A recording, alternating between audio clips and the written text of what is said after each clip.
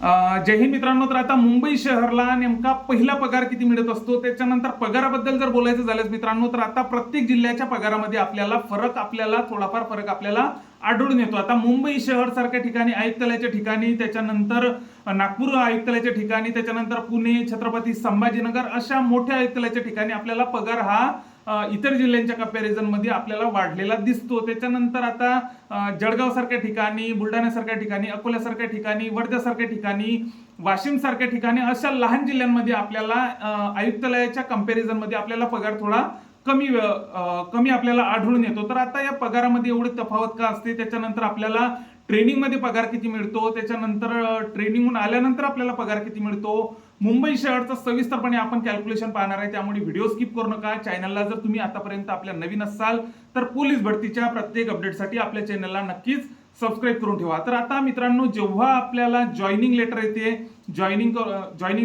तेव्हा आपण जेव्हा आपल्या मुख्यालयामध्ये जातो तेव्हा काही दिवसांनंतर म्हणजे 15 ते 20 दिवसानंतर कोणाकोणाला लवकर पाठवण्यात येते, कारण की त्यांना जॉईनिंगच लेट मिळत असते.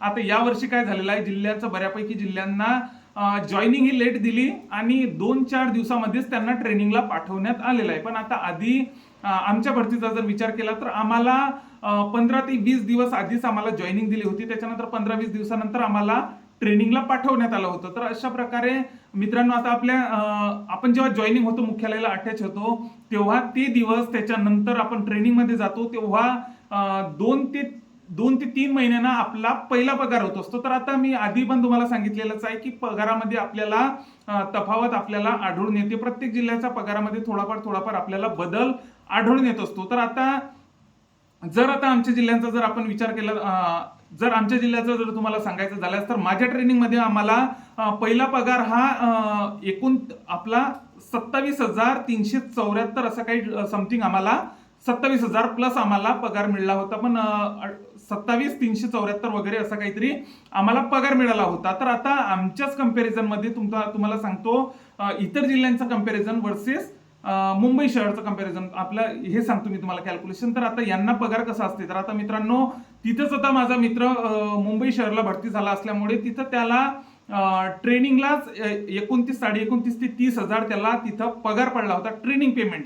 आता बऱ्यापैकी जिल्ह्यांमध्ये आता आयुक्तालयाच्या ठिकाणी मित्रांनो ट्रेनिंग पेमेंट सुगट आपल्याला म्हणजे 29-30 हजारापर्यंत आपला सरासरी जर आपण विचार केला तर ट्रेनिंग मध्ये आपल्याला 28 ते 30 हजाराच्या दरम्यान आपल्याला इन हँड पगार येत असतो, कारण की त्यामुळे तिथं एचआरए वगैरे आपल्याला लागू वगैरे काही नसते. तर आता ट्रेनिंगचा जो 2 महिन्याचा खर्च असतो तो आपल्याला स्वखर्चानेच आपल्याला चालवावा लागत असतो मित्रांनो. त्याच्यानंतर जर बघितलं, आता जेव्हा आपण 9 महिन्याची खडतर ट्रेनिंग करून येत असतो, त्याच्यानंतर जेव्हा आपण मुख्यालयाला अटॅच होत असतो, कोणाच्या जनरल ड्युट्या लागतात, कोणाला आरसीपी मध्ये टाकतात, तर कोणाला पोलीस स्टेशन मिळत असते. तर आता आपण जर पगाराबद्दल जर बोलायचं झाल्यास तर मित्रांनो, अशा ग्रामीण सारख्या जिल्ह्यांमध्ये जर आपण बघितलं तर 33 ते 34 हजारापर्यंत आपल्याला पगार हा इन हँड मिळत असतो. त्याच्यानंतर जर आता मुंबई सारख्या ठिकाणी जर बघितलं तर 36-37 हजारापर्यंत आपल्याला इन हँड स्टार्टिंग पगार आपल्याला मिळत असतो. म्हणजे आता 35-36च्या दरम्यान आपल्याला इन हँड पगार हा मुंबई शहरला मिळत असतो. त्याच्यानंतर आता ग्रामीण सारख्या ठिकाणी आणि आयुक्तालयासारख्या ठिकाणी अशा प्रकारे आपल्याला फरक आपल्याला पगारामध्ये आढळून येतो. आता त्यामध्ये कारण की यामध्ये एचआरएचा फरक असतो. एचआरए आता मुंबईला सगळ्यात जास्त, महाराष्ट्रात सगळ्यात जास्त एचआरए आपल्याला मिळत असतो. त्याच्यानंतर आता पुणे सारख्या ठिकाणी, नागपूर सारख्या ठिकाणी, छत्रपती संभाजीनगर सारख्या ठिकाणी एचआरए जास्त मिळते ग्रामीण जिल्ह्यांसारख्या कंपॅरिझन मध्ये. आता वर्धा सारखा जिल्हा, नागपूर आपला वाशिम सारखा जिल्हा, अकोला सारखा जिल्हा, त्याच्यानंतर बुलढाणा सारखा जिल्हा, अशा जिल्ह्यांमध्ये एचआरए थोडा कमी मिळत असते मुंबई सारख्या ठिकाणी म्हणजे आयुक्तालयाच्या कंपॅरिझन मध्ये. तर अशा प्रकारे मित्रांनो आपल्याला एचआरएचा असो, त्याच्यानंतर टीए वगैरे आपल्याला भेटत असतो, एक्स्ट्रा अलाउन्स वगैरे भेटत असतात, एक्स्ट्रा भत्ते वगैरे भेटत असतात. तर असं कॅल्क्युलेशन वगैरे जर आपण केलं तर आपला इन हँड पगार हा 36,000 प्लस 35,000 प्लस आपल्याला मुंबई सिटीला पडतो. त्याच्यानंतर जर आपण ग्रामीण सारख्या ठिकाणी जर विचार केला तर 33-34 हजारपर्यंत आपला इन हँड पगार आपल्याला मिळत असतो.